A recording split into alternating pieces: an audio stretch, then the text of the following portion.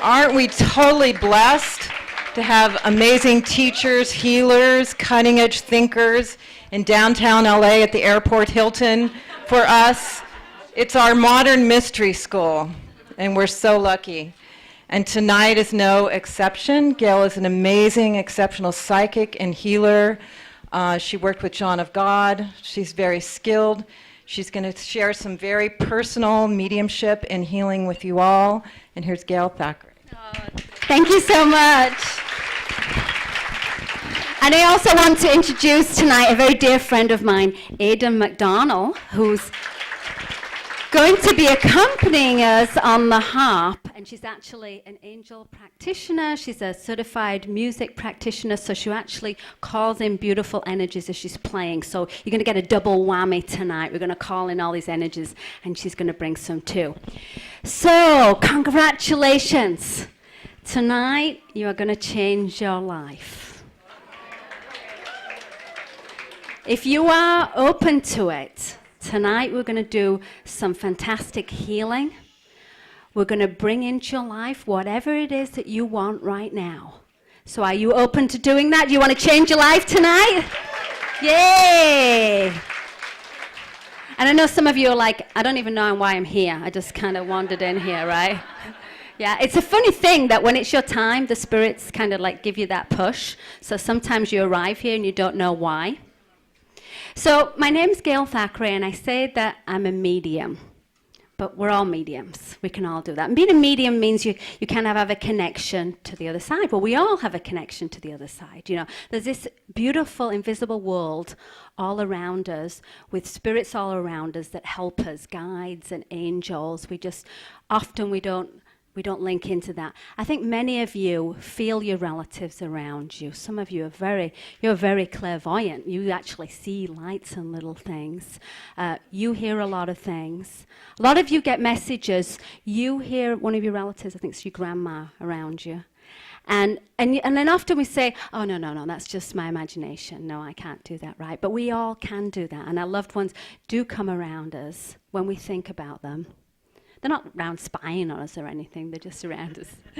So I was actually normal until I was about 40. And then all of a sudden I started doing weird freaky stuff. Yeah. So, there's hope for you yet if you want to do this kind of stuff. Do you want to hear my story? Yeah? Okay. So I liked spiritual things, but I wasn't totally into it. But I came to an event similar to this, and there was this fantastic medium, and she's going around the room and she's saying, okay, I have your father with you, and I have this person with you. And I'm thinking, oh, pick me, please. And she didn't. So she was having a workshop. So I thought, oh, well, if she's doing a workshop, we'll go to the workshop. We're going to get readings all weekend.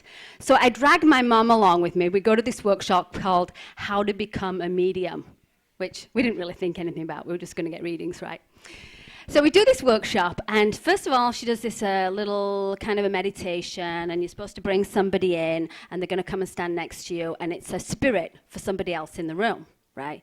So I start making up this little story that I've got this spirit here and I'm talking to him and everything. And the first person gets up on the stage. There's about 30 people. And she goes, okay, I feel somebody here. It might be a man, might be a woman. Might be tall, I think, but it could be short, right? Could be initial A or E or B or F. And I'm totally intimidated by this because I'm like, oh, look at that, they're feeling stuff. I wasn't feeling anything, I just made mine up. So I'm like, oh, I did mine wrong, can I have another go? So anyway, she said, what do you get? Well, I said, mine is for this guy over here. And it's his Grand-Pierre Marseille. And he's talking in French, and he's showing me a picture of him when he was a baby, and he's telling me about this scaffolding company that his dad had, and then he was supposed to take it, but he became a pilot, and started going on. And then I said, okay, so you recognize any of that? And the guy goes, that's his name, that's what he did. And my dad didn't have a scaffolding company, I am a pilot. He's totally freaking out. I'm totally freaking out, because I'm more freaking out than he is. So I start doing this. I'm doing medical intuitive stuff. And I go home that night, and it's like insomnia on steroids. Like, we got one that can hear us. Okay, now, I need you to give a message to my daughter. No, me, yeah, I need to talk to you. So this is going on all night, and I come back the next day, and I'm like, okay, I have a message for you, and for you, and for you, and now, how do we turn this off?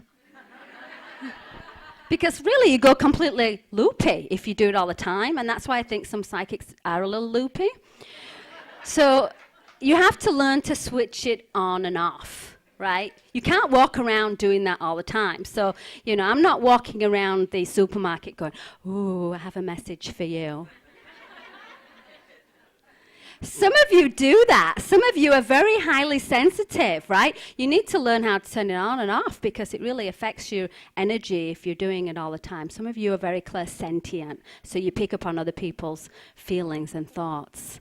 Some of us are clairaudient, some are clairsensitive, some are visual, clairvoyant. So we all have different. But I didn't really know what happened to me. And the only thing I could think of was I'd had a Reiki attunement. How many of you have ever had a Reiki attunement? Oh, wonderful. Okay, well, what happens is a Reiki master does this like opening of the chakras and they put these sacred symbols into you, and some people say they feel all these sparks going off and everything. Well, I had that done and I didn't feel anything. And I started doing Reiki on people, started practicing, and people were like, oh, wow, that was fantastic. I really felt it. I felt this warm energy on my knee and my knee's working. And I'm like, really? Because I didn't really feel anything. I'm more clairaudient, which means I get messages. So I'm not as sensitive as some of you are. Some of you are more sensitive than me, so you feel it more. I get more kind of a message. So it just depends on where your senses are. So tonight we want to talk a little bit about spiritual healing. Have any of you ever had a spiritual healing? Yeah, so what we're talking about shifting the energy. You see, all around us, we have kind of an energy body. This is where we store all our issues. So if we've got something physically going on with us, say we've got a bad shoulder or something, it actually starts on our outer energies and comes closer and closer until it becomes something physical. So all our problems in our life, whether it's something physical or whether it's an emotional issue, it's all stored within our energy. Now, we're here to have an abundant life, to be completely healthy, to have perfect relationships. Do we all have that? Yeah? No? Well, if we don't, it's because we've kind of set up these little bumps in the road. We do that, right? We set up these little energy blockages, and that sits around us. Well, the good news is, since it's just energy, we can just shift it like that. So would you like to shift anything tonight that's stopping you or bothering you? Well, while we're all here, we're going to pass around some index cards, or if you have any piece of paper is fine, just a piece of paper, or we'll pass you a piece of card, and manifest yourself a pen. And we're going to write down on the card all the things you want to bring into your life right now. What do you want healed here tonight? We're going to talk with the spirits, and we're going to ask them to heal anything on your body, physically, emotionally, spiritually. What is it? What is it that you would like to fix in your life? What would you like to dissolve? And what would you like to bring into your life? If you don't have a piece of paper, you can put your hand up and we'll pass out some cards to you. On the other side of the card, we're going to put your name and your email. That is so we can win some free stuff tonight. You want to win some free stuff? That is also my healing list. My email list is my healing list. And that means that when I go somewhere special, like next week I'm going to see John of God, I am taking all my emails with me. And you'll feel the energy. So I'll let you know I'm going to be there at this time, and you can sit there so you can feel it remotely. So even though you're not actually there, you can feel the energy and experience that. Okay, so if you don't have a card, put your hand up, we'll come round. Or a piece of paper, we'll pass it around. And you're going to put whatever you want to manifest into your life, whatever you want to heal in your life. Okay, now make sure you put stuff for yourself. Yeah, because you're already putting things for everybody else. You're already thinking about everybody else you're going to ask for. Yes, yeah. You're already thinking, oh, I got to ask for my son, and I got to ask for this, right? So you have to put for yourself as well, right? All the things you want to have in your life. Okay, shh. All right, so I'm going to keep talking while you do this.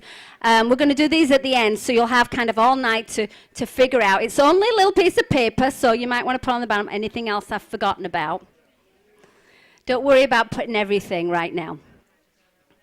So your name and your email on one side and all the things you want on your other side. But I'm going to go ahead and keep talking for a little bit while you're doing that. So spiritual healing is about changing your energy. So do you believe in past lives? Yes, okay. So if you believe in past lives, imagine that before this life, you're up there in heaven. You've had your past life, and you're looking down and you're saying, I'm going to have another physical life. I think that will be fun. I've got some things I still want to resolve. You've got a whole team of spirits up there going, all right, fine, good luck. You know, you go ahead. We'll stay on the sidelines and watch you. So you've got this whole team up there watching you. And you start to pick some things that might be interesting. Oh, I'd like to have some talents. I'd like to be musically talented, like Aidan. But maybe I want to throw in a little bit of financial stress. You know, I was good with money last time, so it'd be fun to have a little bit of financial problems. So yeah, let's throw in a little bit of that. Maybe a bad leg. Yeah, that will be interesting. Yeah, and how about I didn't really get self-love last time. Didn't really love myself. How about some crappy relationships? That would be great, right? So you chose these crappy relationships before, when you were up there, before you came in. You chose everything that you were going to have in your life, right? So then you're born, and this veil comes over you, and you've completely forgotten about all these things that you're going to be experiencing. Clean slate, and you start growing up, and then these things are sitting on your energy, these things that you've chosen, these little bumps in the road. So let's take self-love. Right? So you get into your 20s and you think, oh, it's time to experience that and to really learn self-love. So it's time to meet that relationship, right? So this person comes along in your life and you meet them. Oh my gosh, you fall madly in love. This is your soulmate. You look in their eyes. You say, I know you. Oh, this is a deep connection. Yeah, because soulmates might be really wonderful, but they're also here to teach you a lesson, right? So you meet this person, you fall madly in love, and everything's great at first, and then after a while, you know, you settle down, and then maybe things are not so great, and then they can really get to you, and they really start annoying you. Why? Because they are soulmates. They know you very well. They know how to push your buttons. And that energy comes a little bit closer and a little bit closer, and that energy is saying, you know, you need a lesson here. You need to self-love and stand up for yourself, but maybe you don't for a while. Oh, no, I want to experience a little bit more of that first, right? So they come a little bit closer until you start arguing and fighting, and things get really nasty, and it gets worse and worse, and you're supposed to learn that lesson, but no, you kind of have a little bit more of it first, right? So it keeps coming and coming until it eventually physically manifests. If it's a relationship, it's going to be right here. It's going to be tummy issues. Okay, who's got the tummy issues? Yeah, okay, so this is relationship stuff, right? If it's family stuff, it's going to be your hips and your thighs. So where it is on your body is also an indication of where it came from. Because, you know, we pick our parents, we pick these different relationships we're going to have, and we might get rid of that relationship and say, okay, I finished that, but we never really learned to stand up for ourselves. We never really learned to love ourselves. So we pick another one, right? The same thing. How many of you have had the same one twice, right? I married the same guy twice. I mean, it didn't look like the same guy, but was, same lesson. We keep getting the lesson until we get it, no matter who it's with or where it comes from. Could turn into your boss. Don't work it out with your mom, it's going to turn into your boss. So it's all energy around us. It's all part of our makeup and part of our energy and our learning experience. Why does somebody get cancer? You know, I don't believe that people get things like this just because they're victims, just because it happened to them. I do honestly believe that it's something that we've chosen, it's an experience that we've chosen, and that it's all part of our energy. But I also believe that there's nothing that's incurable. That we can, if we're strong enough and we say we don't want it to be our time, we can cure everything, and that it's all around us in our energy. So, how many of you have heard this guy, John of God? Wow. Yeah, John of God became quite famous when he healed Wayne Dyer of leukemia, and he talked on Oprah about it. Any of you seen that? He's an amazing healer in Brazil. So I heard about this guy. I was already doing healing and mediumship. I thought, well, I don't have anything, really major to go. I don't really have a reason to go. But, I ended up going anyway to see him. And I got there, and it is the most powerful spiritual place I've ever been to. I mean, I talk with spirits all the time, but here there were like these beautiful, benevolent spirits all around you, and the energy was fantastic. And I get there, and I start speaking to people, and I said, why are you here? And they said, well, I had cancer 5 years ago. And I said, oh, I'm sorry, did it come back? And they said, no, I was completely cured. John of God cured me, but, I come back every year. Well, why do you come back? Well, because it feels fantastic. I come for a spiritual tune-up.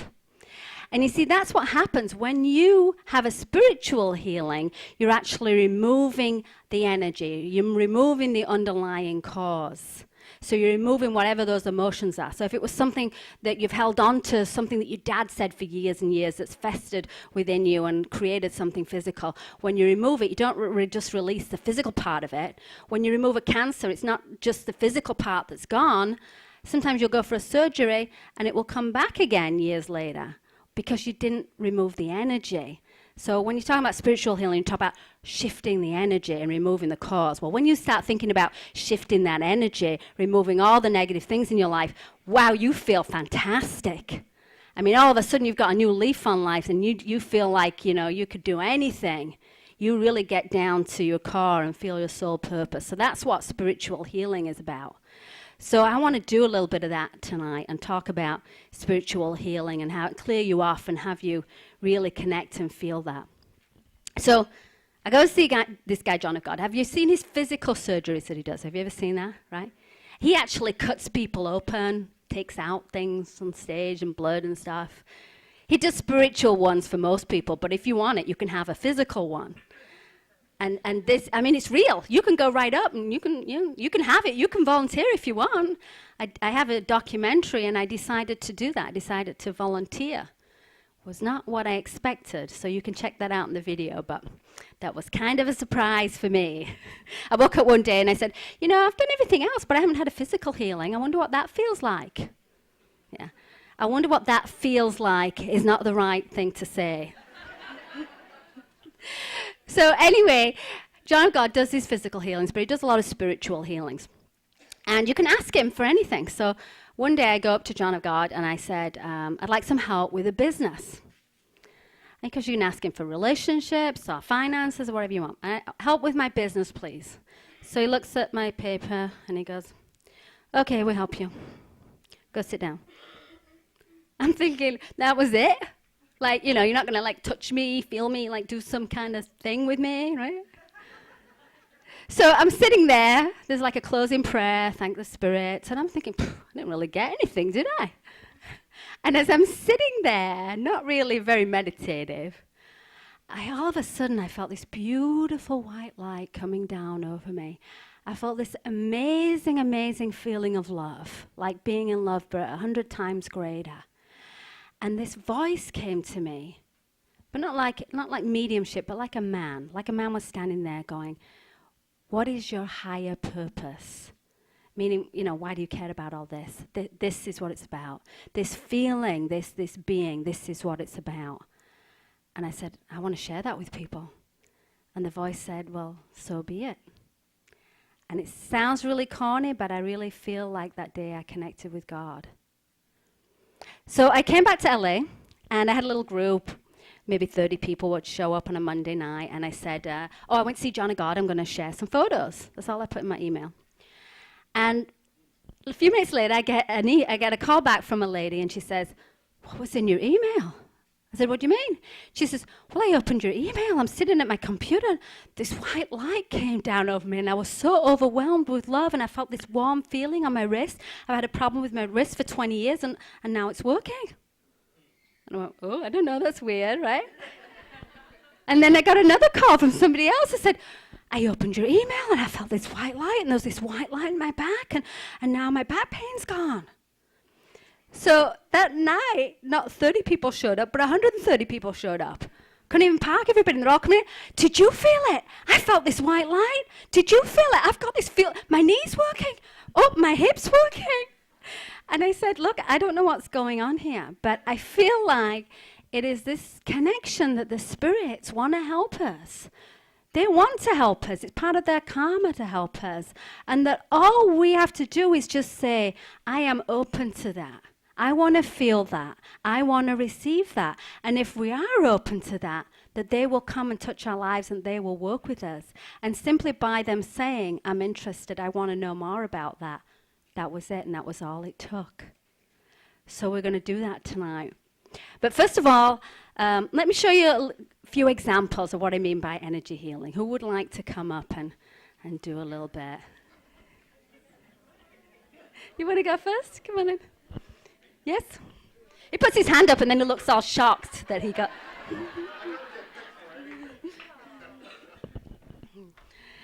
Have a seat. They're actually very proud of you in spirit because you don't normally volunteer for anything. No, yeah. You kind of sit back, but they're like, you are going. They're pushing you, right? You kind of were overshadowed by your father, who knew everything and got everything right. That's right. Yeah. And so your grandfather's watched over you a long time, but your father's now in spirit saying, oh boy, you're actually more right than I knew. He used to think you were a little bit odd. Still am. Yeah. But now he's kind of looking down on you going, well, I'm really proud of you. Okay? Would never get that. I need like a hug. Can I have a hug? Sure. Okay. And you must be a parent because he's saying you do a much better job than I ever did. Actually, I'm not. You're not? Okay, so in what way are you helping others? Because he's showing that you're really a good mentor for others. I do some volunteer work. You do volunteer work. Okay, all right, that's wonderful.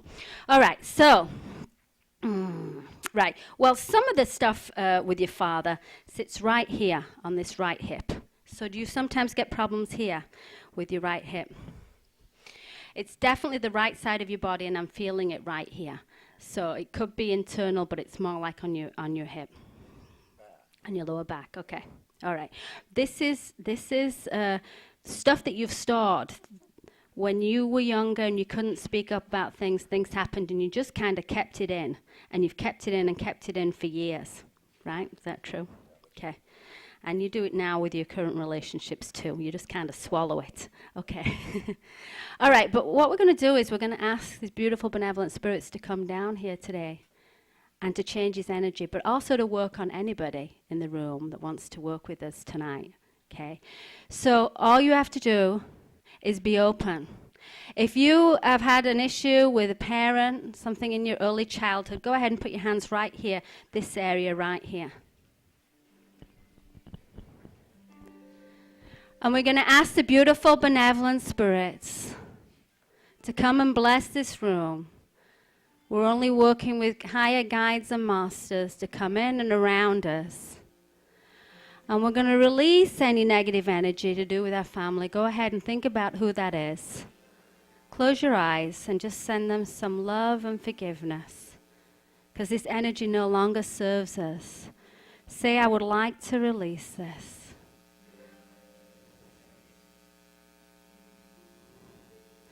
Are you ready to remove any negative energy from this area and any pain that you've physically got? Give me a big yes. Yes. Take a deep breath. 1, 2, 3. Blow it out. Okay. Wonderful. Thank you. Never hug. Thank you. Who else wants to get up?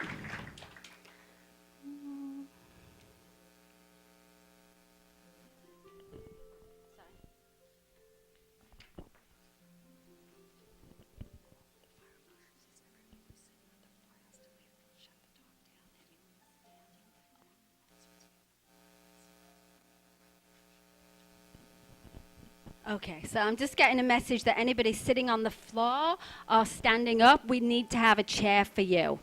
So if you can open the back door And I'm sorry, but anybody that's sitting down, if you want to just step out for a minute, and can we go see if we can get some more chairs in here?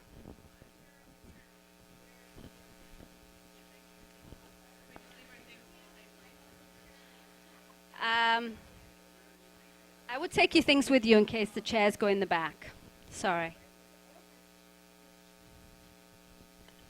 And then I think we need to ask the spirits to help us a little bit with that.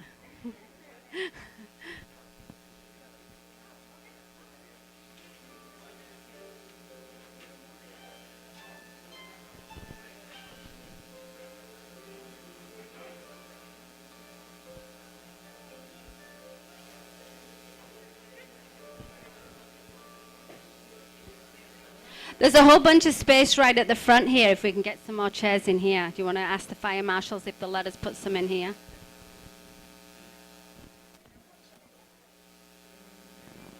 Can somebody go ask the guys if they can do something here? Okay, if you want to go to the back of the room and see if they can sort something out.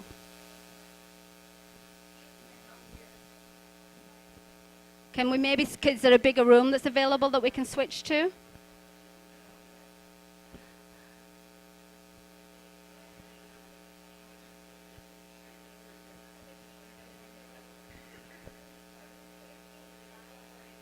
Okay, let's have a moment. Let's ask if the angels and the spirits will help us out with this situation right now. So if you can just close your eyes and let's just say a little prayer to the spirits. If the spirits can come through and help us to find a solution, a bigger room, some more chairs, a fire marshal who can walk down the aisle somewhere and disappear. Beautiful, benevolent spirits, can you please come through and help us with this situation so that we can have more people experience this beautiful energy?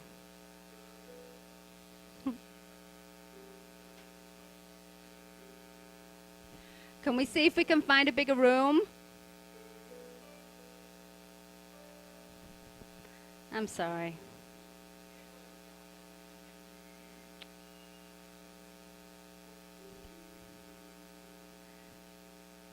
Okay, meanwhile, let's just continue on. Maybe we'll have to do another session and invite everybody else back later.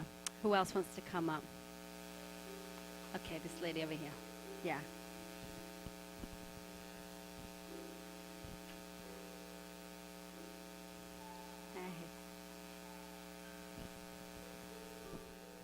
Now you have somebody like a sister in spirit. Is it your mum and dad? But she's like a sister. Was your mum like a sister with you? Because I feel like it's more like a friend, right? Okay. And I don't know if you realize it, but you did actually have another. Yeah, this is what she's telling me. You had a sister as well. She had a sister in, yeah, and you have a sister in spirit as well. There was another one that your mum had. I don't know if she told you about that. She had a pregnancy, I think, that ended, and you have another one in spirit. Okay. Now you used to see things a lot more when you were younger. You used to see people in your room, and you've kind of switched it down, and you're a little frightened of it. So you actually. That's who you used to see when you were a little girl. You used to see somebody in your room and you weren't sure it was. Now you see little lights and things and you turn around, there's nothing there, but you'd like to be more open. You'd like to see more. I have people coming in and talking to me. When my mom was dying, my dad said that he was coming to take her away. So I get people coming in. Yeah. Okay, but there's a part of it where you're a little bit frightened. Yeah, okay.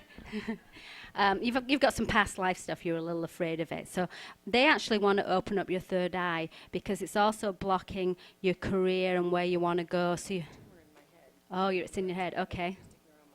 Oh, okay. All right. I'm getting right here in your third eye blocked. So that's probably what that mass is there that's blocking it.